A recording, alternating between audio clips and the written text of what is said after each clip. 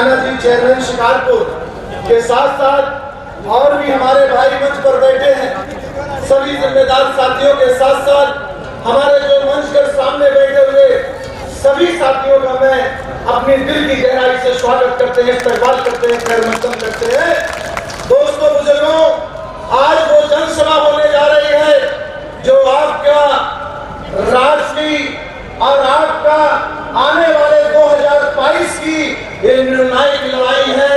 ये 2022 की, ये सिर्फ 2020 मत समझो, इसे 2020 मत समझो, इस लड़ाई को 2022 समझ के लड़ो। अगर जीतना है और इस प्रदेश में गुंडा और अपराधी और इसके साथ साथ बहन बेटी की इज्जत और आबरू को अगर आप बचाना चाहते हो तो इस चीज से संदेश देने का काम आपको शायद जानकारी होगी कि 2012 के बाद देश के सबसे बड़े प्रदेश में जब 2007 से 12 के बीच में सरकार चल रही थी, उसकी सरकार को हमारी सरकार बहुजन समाज पार्टी के विरोध में भारतीय जनता पार्टी और समाजवादी पार्टी में एक समझौता हुआ। जब हमारी 2007 से 2012 के बीच में हमारी सरकार चल रही थी तो समाजवादी पार्टी और भारतीय जनता पार्टी में समझौता हुआ था और समझौते के आधार पर इन लोगों ने रणनीति के आधार पर पूरे प्रदेश में माहौल बनाया था कि बहुजन समाज पार्टी की सरकार पत्थरों की सरकार है, ये गूंगे बहरों की सरकार है।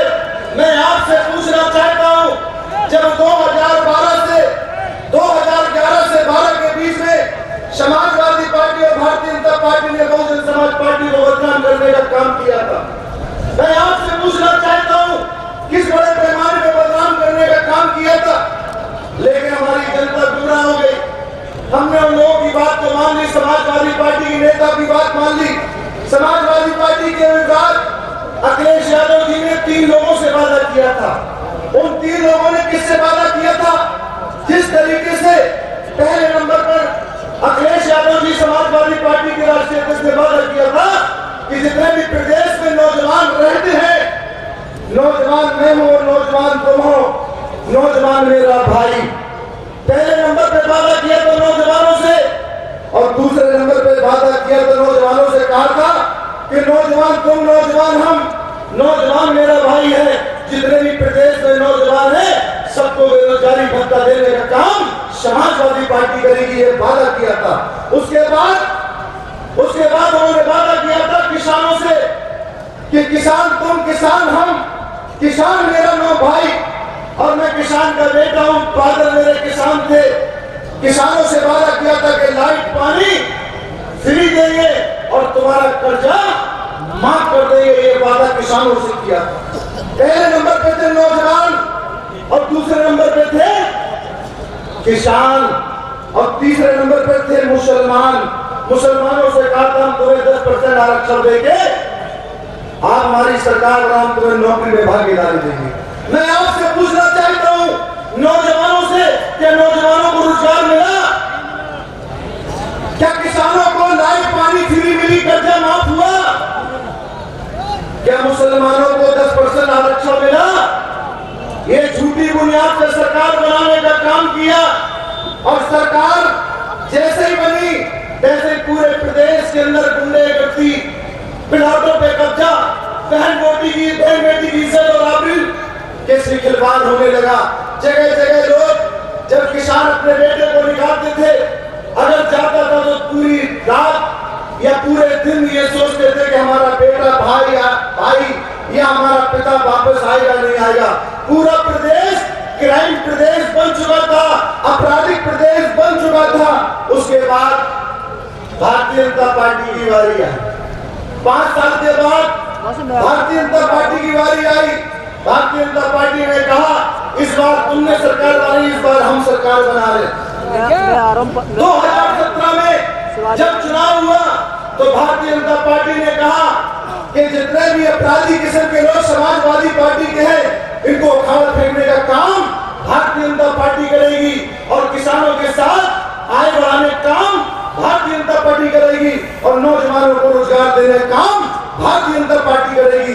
जो फार्मूला समाजवादी पार्टी ने अपनाया था और वही फार्मूला भारतीय जनता पार्टी ने अपनाया। मैं क्यों भाई, आपके समझ में आ रही नहीं आ रही बात? कितने लोगों के समझ में आ रही है? हाथ उठाओ, हम समझे जरा। तो इसलिए जब किसानों ने कहा, नौजवानों ने कहा, और यहां तक हर धर्म हर मजहब के लोग, हर जाति के लोगों ने भारतीय जनता पार्टी को एक एक वोट देकर और सरकार बनाई। ये सोचा था कि शायद समाजवादी पार्टी की सरकार में गुंडे और अपराधियों से हम बच जाएंगे और भारतीय जनता पार्टी की सरकार में हम सुरक्षित हो जाएंगे। और सर समाज ने वोट दिया। सर समाज के साथ साथ यहां तक चंद मुसलमानों ने भी वोट देने का काम, उन मुसलमानों ने देने काम किया, चंद उनको ही बहकावे में आ गए। क्योंकि मोदी के नाम से, योगी के नाम से हर समाज के लोगों ने गुमराह करने का काम किया।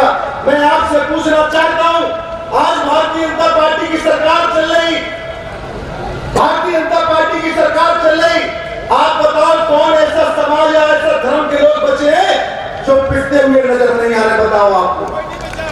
मैं आपसे पूछना चाहता हूं, क्या ब्राह्मण समाज के साथ अत्याचार नहीं हुआ बीजेपी की सरकार में? और क्या दलित समाज के साथ नहीं हुआ? क्या बैकवर्ड के साथ नहीं हुआ? पाल प्रजापति कश्यप के साथ नहीं हुआ? क्या मुसलमानों के साथ नहीं हुआ? अरे इस सरकार में ब्राह्मण भी पिटा, बैकवर्ड भी पिटा, दलित भी पिटा, मुसलमान भी पिटा। जब सब पिट रहे हैं तो क्या पिटे पिटे एक नहीं हो सकते हैं? अरे मेरे भाई, मेरे नौजवानों, मेरे बुजुर्गों, मेरे किसानों, तुम लोग पिटने का जब एक मैं ये देख रहा हूं, जो किसानों की आय बढ़ाने की बात करती थी भारतीय जनता पार्टी, जब किसान ने अपना अधिकार मांगा, यूपी गेट की मैं घटना बता रहा हूं, यूपी गेट, जब किसानों ने अपना अधिकार मांगा तो किसानों पर लाठीचार्ज चलाने का काम किया, याद कर लो। और जब किसी नौजवान ने अपना अधिकार मांगने का काम किया तो नौजवानों से आप खुद जान लो कि नौजवानों को क्या देने का काम किया, वही लाठीचार्ज कराने का काम किया। चाहे नौजवानों, चाहे किसानों, और मुसलमान की बात ही क्या करना है? मैं आपसे पूछना चाहता हूं, आज कोई भी समाज, कोई भी धर्म, कोई भी मस्जिद के लोग भारतीय जनता पार्टी में सुरक्षित नहीं है। क्यों?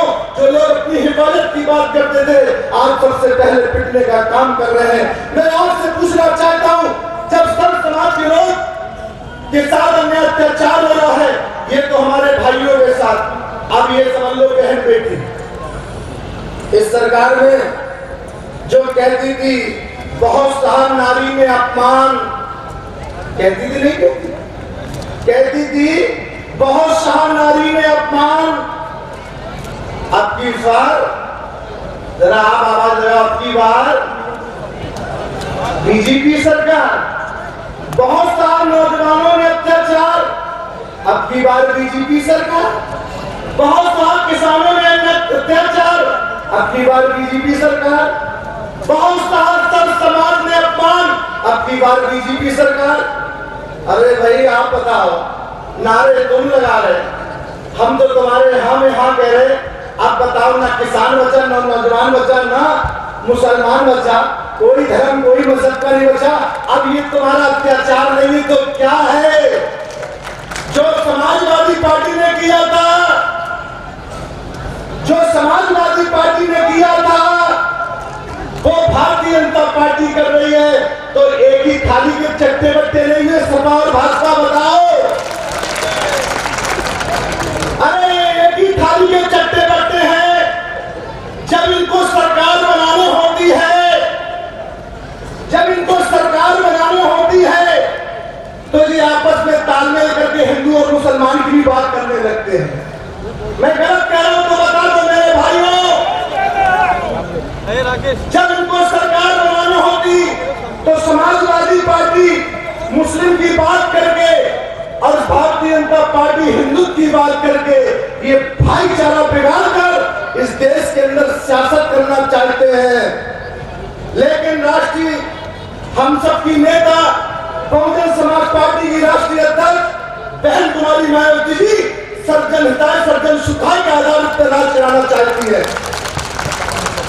मैं आपसे पूछना चाहता हूं, आज का ये मैक बहुत आवाज खेल रहा है, आप दोनों ने चेक नहीं किया, थोड़ा सा आवाज खेल रहा है मेरे पर, पूरे चीख लगाना पड़ेगा। मैं आपसे पूछना चाहता हूं, 2007 की सरकार 2003 में इस देश के अंदर भारतीय जनता पार्टी की सरकार थी 2099 से लेकर 2004 तक, और सरकार जब 2099 से 2004 तक भारतीय जनता पार्टी की सरकार थी, और जब सरकार चल रही थी तो उत्तर प्रदेश में 2003 की सरकार बहुजन समाज पार्टी की चल रही थी, लेकिन बहुजन समाज पार्टी की सरकार को उखाड़ फेंकने का काम भारतीय जनता पार्टी ने किया था, और समाजवादी पार्टी की सरकार बनाने का काम भारतीय जनता पार्टी ने किया था। आप याद कर लो, मैं गलत कर रहा हूं।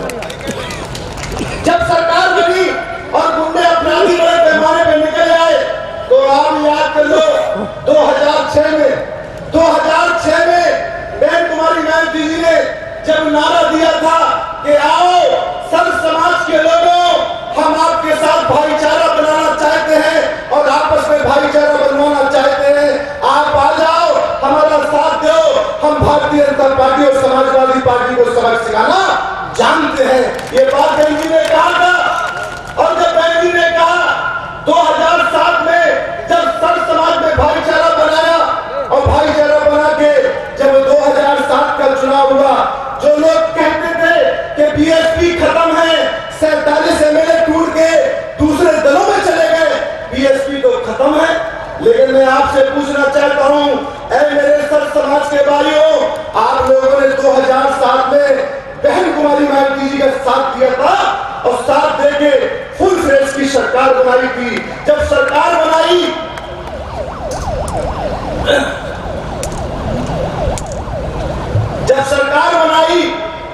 तो बहन जी ने, आपको याद होगा कि जब जैसे बहन जी ने शपथ ली थी तो ब्राह्मण के बेटे ने शपथ ली थी, जब बहन जी ने शपथ ली तो मुस्लिम के बेटे ने शपथ ली, जब बहन जी ने शपथ ली तो ठाकुर समाज के बेटे ने शपथ ली, जब बहन जी ने शपथ ली तो पाल प्रजापति कश्यप समाज के बेटों ने शपथ ली, और जब शपथ ली तो गुर्जर समाज के लोगों ने शपथ ली, और जब शपथ ली तो त्यागी समाज के लोगों ने शपथ ली। जब सर्व समाज के लोगों ने शपथ ली तो भारतीय जनता पार्टी ने सोचा और समाजवादी पार्टी ने सोचा कि अब तो बीएसपी ने सर्व समाज का शपथ दिला दी, अब हमारी दाल गलने वाली नहीं है, और हमारी दाल अब खत्म होने वाली है, और हमारी दुकान भी बंद होने वाली है। तब जब सर्व समाज के लोगों ने जब सरकार बनाई और सर्व समाज ने शपथ ली, तो बहन जी ने एक नारा दिया कि ये सरकार न हिंदू की है न मुसलमान की है, ये सरकार सर्जन हिताय और सर्जन सुखाय की है। जब ये नारा दिया, पहला नारा ये था और दूसरा नारा ये था, दूसरा नारा ये था, जितने भी अपराधी हैं या तो प्रदेश के बाहर नहीं तो जेल के, आप समझ रहे ना, या प्रदेश के बाहर नहीं तो जेल के, या बाहर जाओ या भीतर नहीं तो सीधे, आप बहुत समझदार हो। जब ये नारा दिया, सारे प्रदेश के जो भारतीय जनता पार्टी के अपराधी किस्म के लोग, समाजवादी पार्टी के अपराधी किस्म के लोग अपनी अपनी जगह में पहुंच गए थे, या तो जेल में पहुंच गए थे या तो प्रदेश के बाहर हो गए थे, और लाइन ऑर्डर मेंटेन हो गया था। एक आदमी ने हमारे लाइन ऑर्डर को तोड़ने की कोशिश करी, वो किसने? उस बहुजन समाज पार्टी के सांसद ने। बहुजन समाज पार्टी के सांसद ने मछली शहर के अंदर 3 भाइयों की जमीन पर जबरदस्ती कब्जा कर लिया था, और बीएसपी की सरकार थी और कब्जा कर लिया था जमीनों पे, सांसद हमारा था। बहन जी को जब ये पता चला कि हमारा सांसद हमारी जमीनों पे हमारी सरकार के होते गरीब और मजलूमों की जमीनों पे कब्जा कर रहा है, ये हमारी सरकार की बदनामी करा देगा, बहन जी ने डीएम और एसपी से कहा कि जाओ, ये सांसद हमारा जरूर हमने कभी किसी के साथ हमने अत्याचार होने की इजाजत नहीं दी है, किसी की जमीन पर कब्जाने की इजाजत नहीं दी है, हमने भाईचारा बनाने की इजाजत दी है। ये तो जमीनों पे कब्जा कर रहा और इसके खिलाफ मुकदमा लिखा है। किसके लिए? अपने सांसद के लिए कहा कि जाओ इसके खिलाफ मुकदमा लिखो। डीएम एसपी से कहा, मुकदमा लिखवाया। अब गिरफ्तार कौन करे? बहन जी ने कहा कि सांसद को फोन लगाया कि सांसद तुम कहां हो? कहने लगे बहन जी हम तो लखनऊ आना चाहते हैं, आ रहे हैं। कहने लगे तुम लखनऊ से सीधे हमारे घर आ जाना। और अपने घर बुलाया। एक तरफ सांसद को फोन करा और दूसरी तरफ प्रदेश के डीजीपी को फोन करा। और बहन जी ने कहा डीजीपी से कि एक बात ध्यान रख लेना, ये अपराधियों की जगह हमारे घर में नहीं है, अपराधियों की जगह तो जेल के अंदर है, ये हमारे घर में नहीं घुस पाए।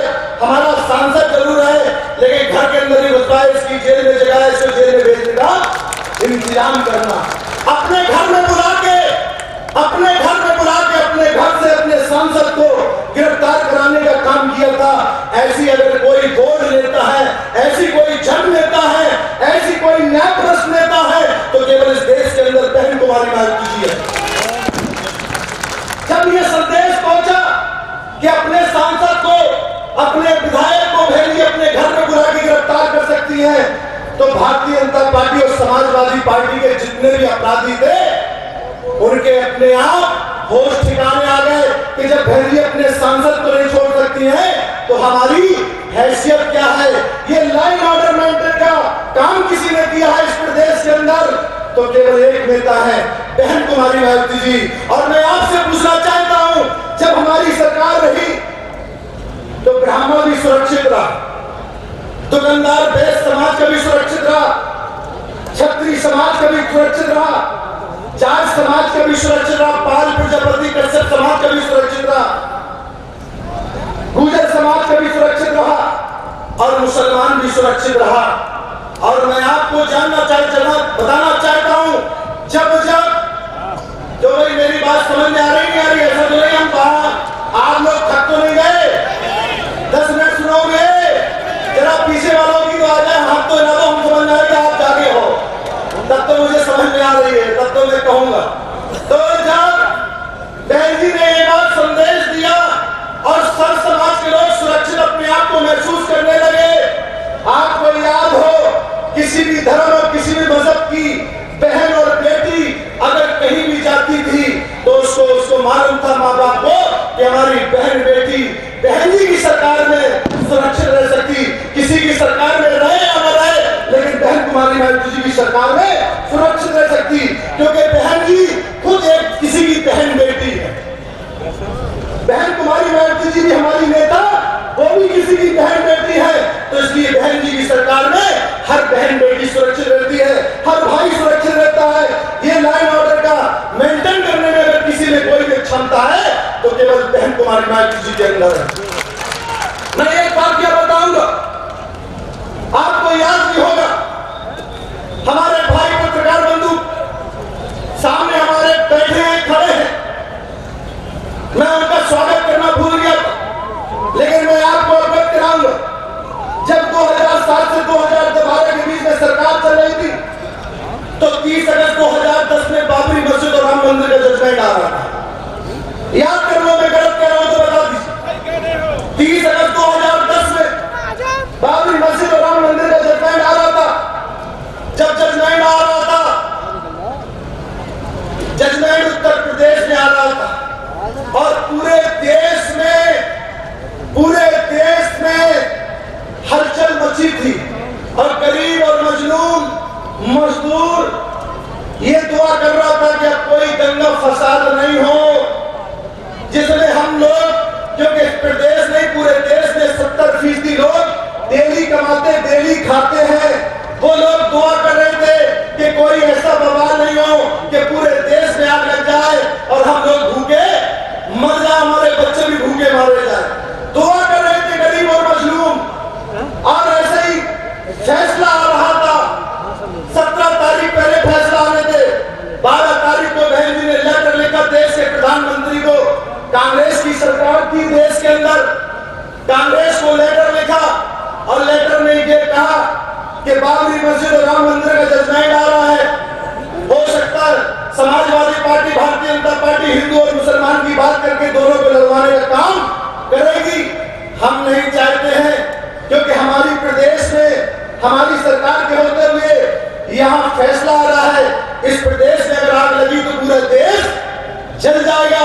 बहन जी ने कहा हमारी सरकार को हम नहीं चाहते ऐसा हो। देश की कांग्रेस की सरकार ने कहा और देश की कांग्रेस की सरकार से अर्धल सैनिक मांगे, लेटर लिखा अर्धल सैनिक मांगे, लेकिन देने से मना कर दिया। कांग्रेस को ने कहा कि जाओ ये तुम्हारे प्रदेश का मामला है, तुम प्रदेश को खुद संभालो।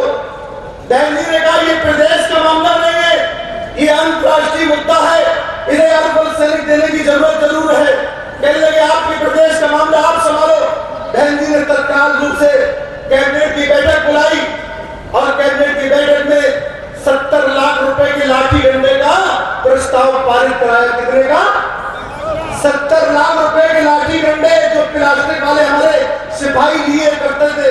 आपको शायद वो प्लास्टिक वाले डंडे नहीं चले थे, तो जब प्लास्टिक वाले डंडे 70 लाख के लाठी डंडे का इंतजाम किया, पेपर में सवेरे निकला कि शासन ने कमर कसी, 70 लाख के मंगाए लाठी डंडे। क्या निकला? पेपर में निकला कि शासन ने कमर कसी, 70 लाख के मंगाए लाठी डंडे। जैसे ही डंडे की आहट सुनी तो जो समाजवादी पार्टी, भारतीय जनता पार्टी के जो दंगा फसाद कराने वाले गुंडे थे, उनके हौसले हो गए ठंडे। जब ये ठंडे हुए हौसले तो ये कहने लगे बहन जी की सरकार में सुधार करने वाली नहीं है।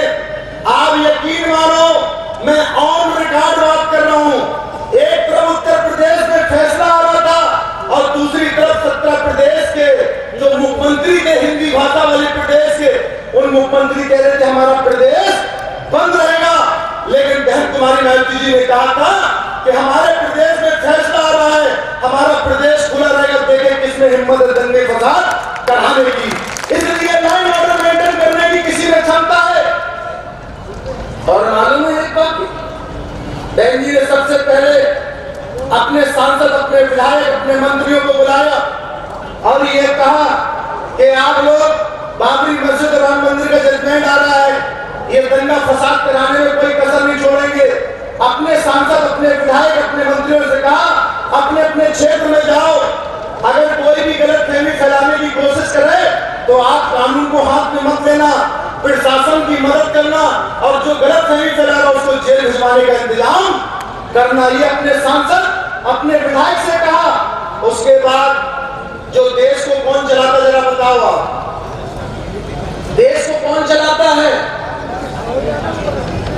IAS और IPS कौन चलाता है? DM, SP, DIG, commissioner.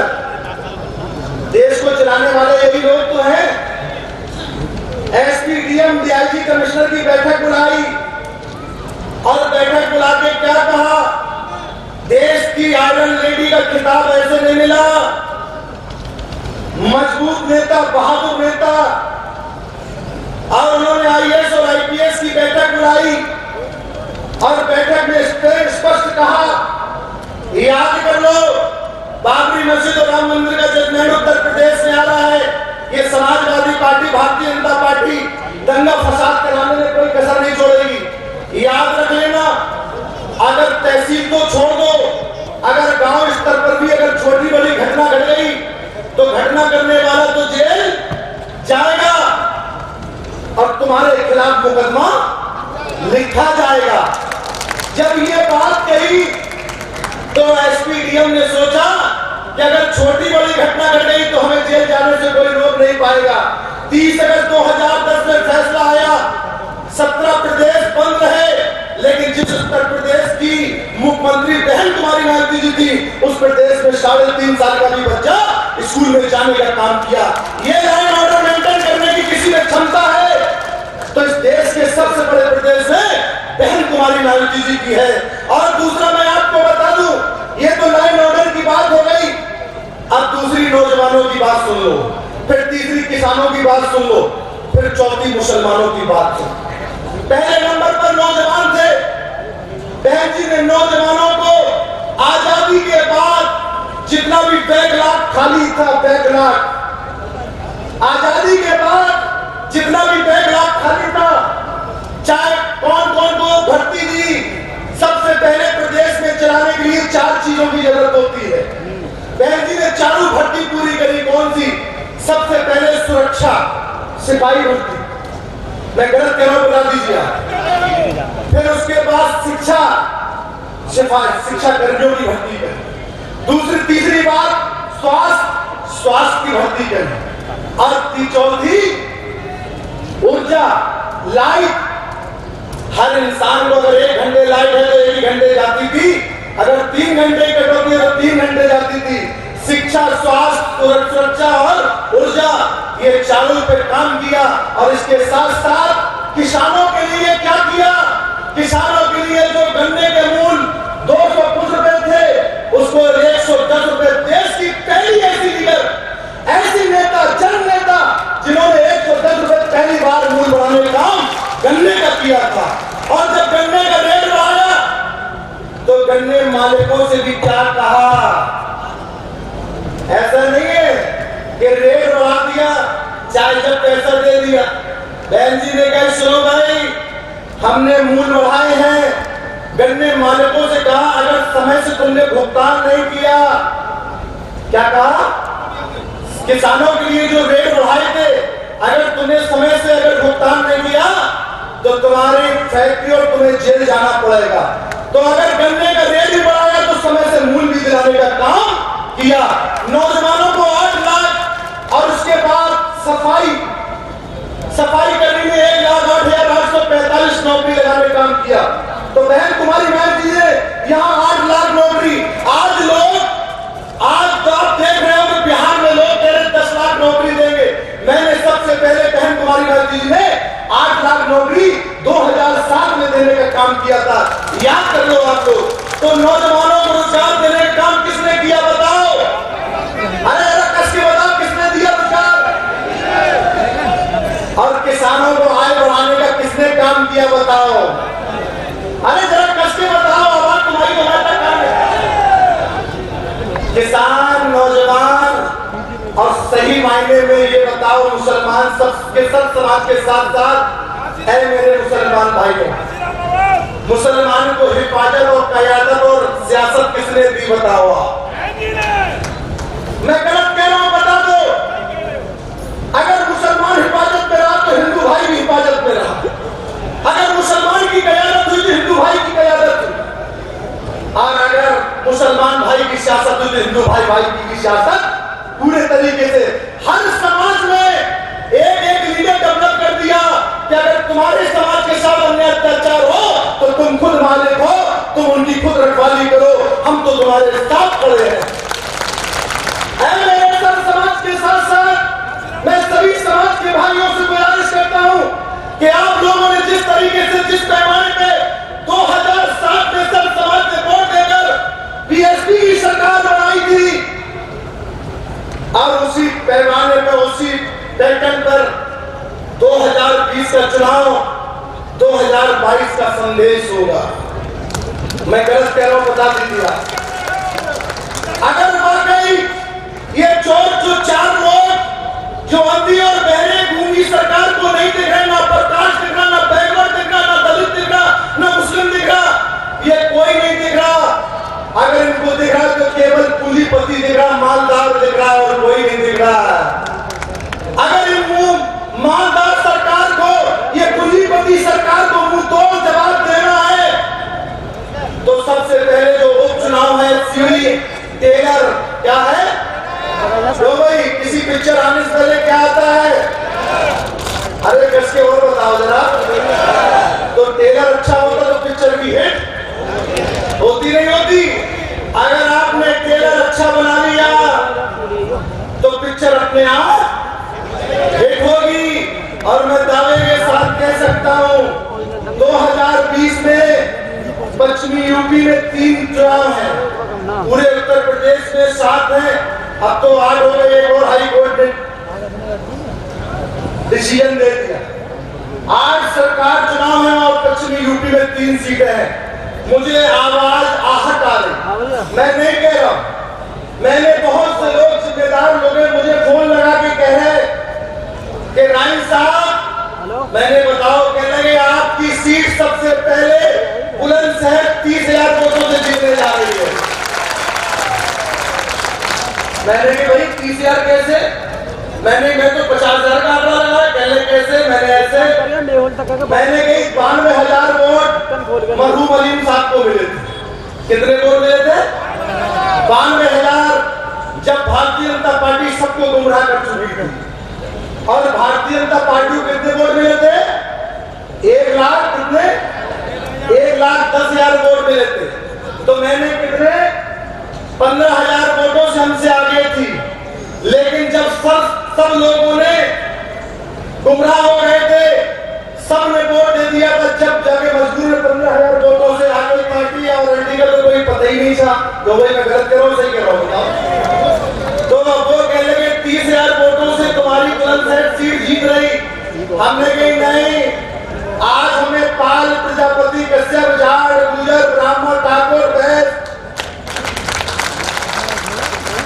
Valmiki, धोबी, धानो, कटेरिया, गोरी, दलित समाज की जितनी भी जातियां हैं, बैकवर्ड समाज की जितनी जातियां हैं, अपर कास्ट की जितनी जातियां हैं और मुस्लिम समाज तो फिर आपके साथ खड़ा ही है। जब हमारे पास सर्व समाज का वोट मिल रहा है तो हम 50,000 वोटों से जीतेंगे, 30,000 से नहीं जीतेंगे। मैंने कहा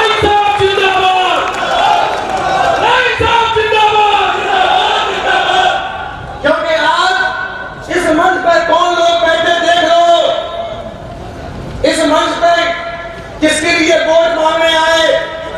ये भाईचारा बीएसपी का है, ये बीएसपी का। सुन लो मेरे भाई, ताली मत बजाना, पहले बात को सुन लेना मैं क्या कह रहा हूं। ये मंच सर्जन हिताय सर्जन सुखाय का है। अगर हाजी यूनुस मुस्लिम समाज के बेटे हैं तो मुस्लिम समाज के बेटे के लिए ब्राह्मण का बेटा वोट मांग रहा है। मुस्लिम समाज के लिए जाट समाज का बेटा वोट मांग रहा है। मुस्लिम समाज के बेटे के लिए गुजर समाज का बेटा वोट मांग रहा है।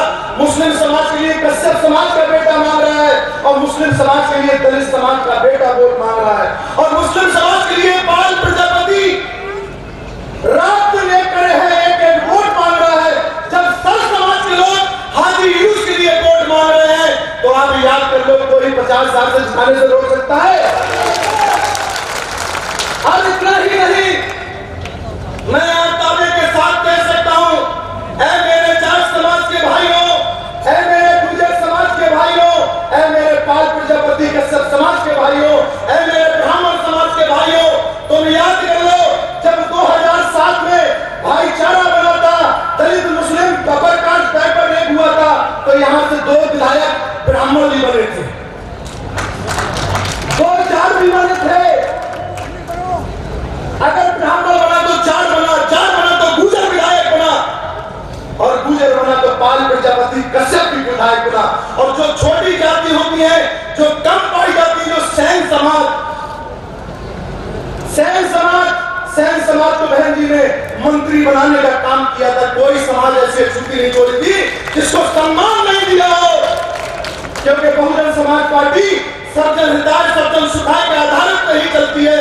जब सर्व समाज में भाईचारा होगा तो भारतीय जनता पार्टी की दुकान अपने आप, जो भाई जरा बताओ, दुकान बंद हो जाएगी। अच्छा ये बताओ, कितने लोग दुकान भारतीय जनता पार्टी की बंद करना चाहते हैं? हाथ उठाओ। सब लोग दुकान बंद करना चाहते हैं। जब सब लोग दुकान बंद करना चाहते हैं, प्रजापति समाज बंद करना चाहता है, पाल जो हमारे अति पिछड़े थे उनको बेवकूफ बनाने को आवश्यक समाज की नारा है कि इस बार सरकार बहन कुमारी मायावती की सरकार होगी और ये सीट सबसे पहले शुरुआत होगी। इसलिए मैं बहुत कुछ कह गया और मैंने आपसे बहुत समय लिया। मालूम है ये कौन लोग खड़े हैं? ये हमारे ब्राह्मण समाज के।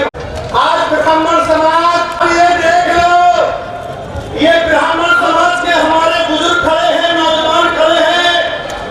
आज ये हाथ उठा के वादा कर। न्यूज ऑफ इंडिया देख रहे दर्शकों का हार्दिक स्वागत है। मैं न्यूज ऑफ इंडिया से सत्य प्रकाश।